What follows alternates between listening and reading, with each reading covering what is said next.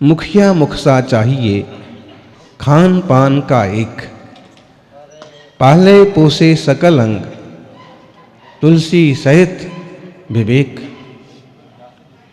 मुखिया कैसा होना चाहिए?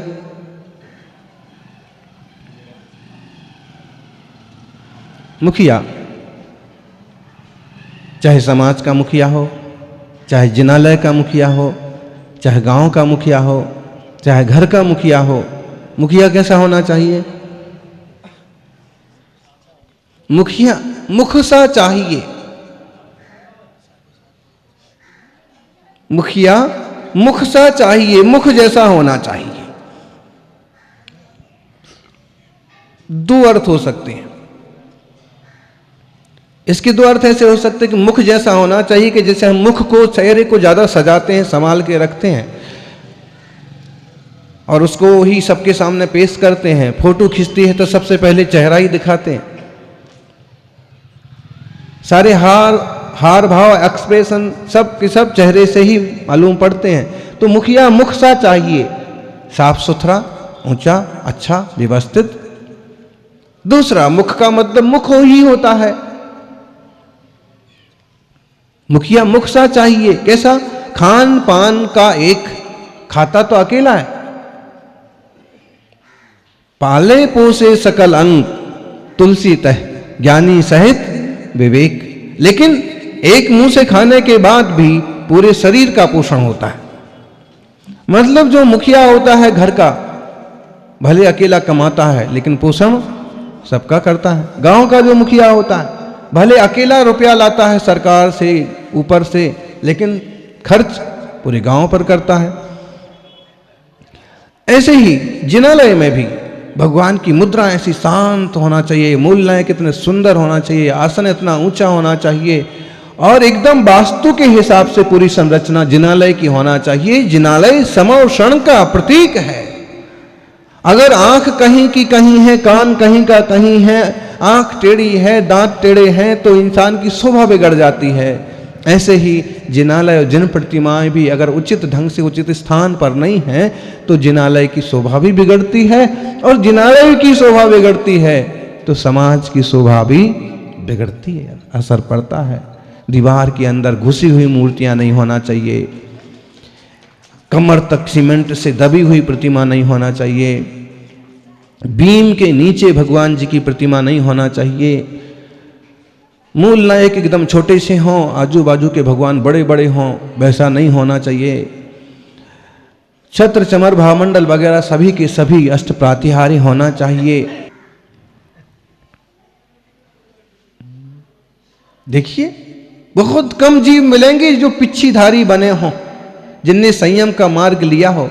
अरे भाई, जीवन का सारांश संयम है, साधना है। सज्जातित्व, सदगृहस्थत्व, सुरेंद्रता, पारिव्राज्य, साम्राज्य, कैवल्य, परम स्थान इंसान बन गए और जिन शासन में जन्मे बहुत बड़ा सौभाग्य है। सज्जातित्व तो गए, सदगृहस्थ बने। फिर लोग आजकल जाति पाति का ध्यान ही कहां रखते हैं। जाति पाति का ध्यान रखना चाहिए, भेदभाव नहीं करना चाहिए। आप कहोगे मतलब यह है कि जो परंपराएं चल रही हैं उनका सम्मान करना चाहिए, लेकिन किसी को गैर और हीन नहीं गिनना चाहिए। और इसका मतलब ये भी नहीं है कि आप अपने कुल और जाति की व्यवस्था ही बिगाड़ डालो, वो भी उचित नहीं है। क्योंकि संकरित बीज जो होते हैं ना, बहुत ज्यादा अच्छे नहीं होते। ना गधा ना घोड़ा, उनको क्या बोलते हैं? खच्चर बोलते हैं। मतलब दोनों ही जाति अलग अलग हैं, दोनों से च्युत हो गया। तो जो व्यवस्था है उसका सम्मान का, सज्जातित्व की व्यवस्था है, ध्यान रखना चाहिए। बच्चों को समझाना चाहिए कि स्कूल जा रहे हो, कॉलेज जा रहे हो, बाहर पढ़ने के लिए जा रहे हो, लेकिन ऐसा कुछ नहीं करना कि जिससे तुम्हारा जिन धर्म छूट जाए। ऐसे लोगों की संगति में नहीं पड़ जाना कि कल से मुनिराज को आहार देने के काबिल ही ना रहो। सज्जातित्व तो सदगृहस्थ, इंसान का चोला मिला है, मनुष्य पर्याय मिली है, मनुष्य पर्याय पाकर के एक सज्जातित्व तो किस भाग्य से, पुण्य से मिल गया, लेकिन सदगृहस्थत्व तो वो आपको करना पड़ेगा। अगर आप सन्यास के क्षेत्र में जाने की हिम्मत रखते हैं तो तपस्या करिए, अपने आप को निखारिए। वो नहीं कर सकते हैं तो सदगृहस्थ बन जाइए। सदगृहस्थ योग्य कन्या होगी, योग्य वर होगा, योग्य रीति नीति से गृहस्थी में प्रवेश होगा और वह देवशास्त्र गुरु की साक्षी में और धर्म ध्यान पूर्वक जीवन जीने के लिए गृहस्थी का रास्ता स्वीकार किया जाएगा, ताकि योग्य संतान हो और जिन धर्म की प्रभावना और धारा चलती रहे। क्योंकि संसारी जन कोई इतने ऊंचे विचारों से संतान को जन्म नहीं देते हैं, लेकिन कोई कोई भाग्यशाली माता पिता होते हैं जो सोचते हैं कि ऐसी संतान का जन्म हो। हमारे घर में भी एक आध ऐसा बच्चा जन्मे जो मुनि बने, आरिका बने, धर्म ध्यान करे। ऐसा कोई विरला सोचने वाला मिलता भी है। सदगृहस्थ, हर रोज हम पड़गान करेंगे, हर रोज जिनेंद्र भगवान का नमन करेंगे। प्रातः काल का ये मंगलमय समय ऐसा है कि लोग अक्सर कर इसको प्रमाद में खोते हैं। या तो देर तक सोएंगे, या फिर कुछ खाने पीने की चीज ले लेंगे और चाटते रहेंगे, या फिर अखबार पढ़ने बैठ जाएंगे, या कोई समाचार लेके बैठ जाएंगे, या मोबाइल देखने बैठ जाएंगे। ये बेशकीमती समय है। इस समय में जो कुछ पढ़ा जाता है, याद किया जाता है, वो महीनों के लिए हो जाता है, शार्प होता है मेमोरी। इस समय हमें अभिषेक और जिन दर्शन और किसी पाठ और जाप में चित्त को लगाना चाहिए। वो छाप 24 घंटे के लिए बने रहेगी और पुण्य से प्रारंभ किया गया दिन आपका पुण्यमय बीतेगा, शांति से बीतेगा। समस्याएं आएंगी तो भी टल जाएंगी। प्रातः काल का समय तो एक सदगृहस्थ को जिन दर्शन पूजन में और मुनि राजों के पड़गाहन में व्यतीत करना चाहिए। उसके बाद पूरा समय आपके हाथ में है, पड़ा हुआ है, जैसे करना वैसे कर लो। अगर आप सुबह इस धर्म क्रिया से बंधे हुए हैं तो आपका चित्त सही दिशा में जाएगा। जिन दर्शन से निजात्मा का दर्शन होता है, जैसे जिन भगवान भव के पार हो गए, वैसे हमें भी जाना है। आज हमारी वैसी क्षमता नहीं है, वैसी कुवत नहीं है, लेकिन कभी ना कभी इनकी छत्र छाया में रह के हम भी इनके जैसे बनेंगे। उतना कुछ नहीं हो सकता है तो इतना तो हो ही सकता है, अस्त्र द्रव्य से पूरी पूजा करें। पूरी पूजा न कर पाए तो अर्घ्य तो चढ़ाएं। सज्जातित्व, सदगृहस्थ। फिर क्या आता है? पारिव्राज्य, सुरेंद्रता। जो तप करते हैं वे देव बनते हैं, सुरेंद्र बनते हैं। इसलिए तप, संयम, मुनिराज का जीवन, प्रतिमाधारी बनो। कुछ भोले भोले लोगों को बोलो ना व्रती बनो, प्रतिमाधारी बनो, तो हंसने लगते हैं, मजाक समझते। अरे मजाक नहीं है, ये जीवन की शुद्धि का शस्त्र है, शास्त्र है कि व्रती बनो। व्रती बनना चाहिए। जीवन संयमित होता है, विरत होता है, मर्यादित होता है। जितने ज्यादा अमर्यादित रहेंगे उतने ज्यादा विकल्प में रहेंगे और दुखी रहेंगे। और मर्यादा से बंध जाएंगे तो हम रात में खाते ही नहीं हैं, बात खत्म हो गई। मिलेगा कि नहीं मिलेगा, कि बनेगा कि नहीं बनेगा, कि मेरे को कोई बुलाएगा कि नहीं बुलाएगा। बाहर हम खाते ही नहीं हैं। दिन में एक बार भोजन, 2 बार भोजन, शुद्ध खान पान, शुद्ध खानदान।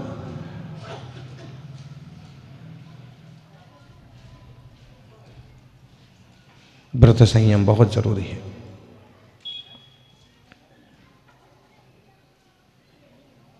जितने भी जीवों का उद्धार हुआ है, उत्थान हुआ है, कहीं न कहीं मुनि राजों के सानिध्य में लिए गए व्रत के संकल्प से हुआ है। ध्यान रखिए, हम हमेशा इंसान ही बने रहेंगे ऐसा नहीं हो सकता। कुछ संप्रदाय ऐसे हैं जो ऐसे मानते हैं कि जो इंसान बने हैं वो इंसान ही रहेंगे, जो जानवर हैं वो हमेशा जानवर ही रहेंगे। कुछ लोग मानते हैं ऐसा कि जो देवता हैं वो देवता ही रहेंगे, जो भगवान है वो भगवान ही है, कोई किसी में ट्रांसफर नहीं हो सकता है, किसी की कोई पर्याय नहीं बदल सकती है। आज हम इंसान हैं, हम इंसान ही इंसान बनते रहेंगे। और ऐसी झूठी सोच के कारण ये होता है कि वे अपने इस पर्याय का सदुपयोग भी नहीं करते हैं। जो करना है सो करो, जो खाना है सो खाओ, जैसा व्यसन करना है व्यसन करो। क्यों? जबकि सच्चाई ये है कि जैसा कर्म करेगा जीव वैसी पर्याय इसको भोगना पड़ेगी, वैसा रूप मिलेगा, वैसा देह मिलेगा। और इंसान भी मर करके देव हो सकता है और देव भी मर करके इंसान बन सकता है। जिन लोगों को धर्म बुद्धि रहती है, जिन लोगों का सदाचारमय विनम्र जीवन रहता है, समझ लो कोई भाग्यवान जीव है जो किसी देव पर्याय से भी आया होगा। और जो लोग हमेशा क्रूर ही रहते हैं, मरने मिटने को तैयार रहते हैं, हमेशा बुरा सोचते हैं, बुरा बोलते हैं, समझ लो कि कहीं ना कहीं नरक पर्याय का जीव है। हमेशा भौंकते रहते, चिल्लाते रहते, चीखते रहते हैं, कुत्ते की तरह आवाज निकालते रहते हैं। हो सकता है तिरंच पर्याय से आया होगा ये जीव। 4 गतियों में जीव जाता है, सब गतियों में से आता है। भाई, नारकी मर करके भले देव नहीं बन सकता है और देव मर करके भी नरक नहीं जाता है, ये सत्य है। लेकिन इंसान की पर्याय में तो कोई भी आ सकता है। नारकी मर करके भी इंसान हो सकता है, देव अपना शरीर पूरा आयु पूरी करके शरीर छोड़ करके मनुष्य हो सकता है, मनुष्य मर करके वापिस मनुष्य हो सकता है, और जानवर भी मर करके इंसान की योनि में आ सकता है। ऐसे ही इंसान मर करके देव में जा सकता है, नरक में जा सकता है, तिरंच में जा सकता है, मनुष्य भी हो सकता है। ऐसे ही जानवर मर करके देव पर्याय में जा सकता है, नरक में जा सकता है। जाते हैं। अति संक्लेश भाव ते मरियो, घोर शुभ्र सागर में पर्यो। अत्यंत क्लेश भाव से अगर जीव मरेगा तो कहां जाएगा? बोलो ज्ञानी, समाधि मरण की, शांति से मरण करने की जरूरत क्या पड़ी है? ये पड़ी है कि अगर अति संक्लेश भाव से मरेगा तो दुर्गति का पात्र बनेगा। और संक्लेश भाव नहीं होंगे, ज्ञान होगा, विवेक होगा कि भाई आयु पूरी हो रही है, जाना ही है, बस आज मैं भगवान का दर्शन कर लूं कि मुनिराज का दर्शन कर लूं, उसके बाद चला आऊंगा। मुझे कोई नमोकार मंत्र सुनाए, कोई मेरा सब कुछ त्याग करवा दे, मैं बहुत शांति से किसी प्रकार का विकल्प लेके न जाऊं, बहुत शांति से जाऊं। क्यों? इससे क्या होगा? सहज सरल परिणाम से जाएगा तो सहज सरल सीधी देवगति में जीव का जन्म हो जाएगा। और ऐसे परिणाम उन्हीं जीवों के होंगे जिनने पहले देवायु का आश्रय बंध किया है। जिनने खोटी आयु बांध ली है वो तो मरते मरते भी दूसरों के बिगाड़ की बात करेंगे, क्लेश करेंगे, दुख करेंगे, और नमो अरिहंताणम बोलने की बजाय बेटे बेटियों को, पोते पोतियों को याद करेंगे। लेकिन सुधर जाता है भाव गुरु के सानिध्य में। अंधेसर में एक दादी को लाए कि बोले इनकी 7 प्रतिमा हैं, काफ़ी समय से अस्वस्थ हैं, लेकिन फिर भी ये पूरा सोले का ध्यान रखते और अपने हाथ से ही भोजन बना के कर रहे थे। लेकिन 2 दिन से इनसे कुछ भी नहीं हो रहा है, मंदिर नहीं जा रही है, इनकी बहुत भावना थी दीक्षा लेना दीक्षा लेना। तो जब उनको लाए तो उनके हाथ पांव भी नहीं चल रहे हैं, आंख भी नहीं खुल रही है, और बोलने के नाम पर वो कुछ अपनी बेटी को या बेटे को पुकारती हैं बार बार, हैं 95 ईयर की। तो थोड़ी देर को तो ऐसा लगा कि भाई व्रती हैं और इनका घर वालों में जीव रहेगा तो ये तो इनका बिगड़ जाएगा, मरण बिगड़ जाएगा। मरण तो शांति से होना चाहिए। जन्म तो सबका रो रो करके ही होता है, मरण तो कम से कम प्रसन्नता पूर्वक देह का विसर्जन हो और नई पर्याय में जीव जाए बिना क्लेश के। तो लोगों ने थोड़ा संबोधित किया उनको कि हम महाराज जी के पास आए हैं, देखो तुमने कहा था ना महाराज जी के पास जाना है, देखो देखो देखो देखो। समझाया तो उनने आंखें खोला, फिर धीरे धीरे देखा और जैसे उनको मुनि संघ का सानिध्य मिला कि 10 मिनट में वो रिचार्ज हो गए और घंटे भर में तो सही बोलने लगे, नमोकार बोलने लगे, आंख खोलने लगे और दीक्षा मांगने लगे कि हाँ मुझे तो दीक्षा लेना है, मैं दीक्षा लेने के लिए आई हूं, मुझे दीक्षा दो, मेरी समाधि कराओ, मेरी प्रतिमा है, मेरे व्रत हैं। तो उनको कहा कल सुबह तक देंगे, कल देखेंगे और विचार कर लो। विचार क्या कर लो, जा ही रहे हैं। लेकिन फिर भी सुबह तो अपने पांव से चल के आ गए और कहने लगे कि दीक्षा दो। संयम की भावना में बहुत पावर होती है, गुरु के सानिध्य में बहुत शक्ति होती है। दीक्षा हुई और निर्मल परिणाम से शांति पूर्वक 7 उपास नहीं, एक दिन छोड़ करके 1 गिलास पानी लेते थे, इस टाइप से 7 उपास हो गए और बहुत अच्छे से शांति से समाधि पूर्वक मरण हो गया। नाम रख दिया, अंधेश्वर तीर्थ में थे तो उनका नाम भी रख दिया अंधेश्वर मती माता जी।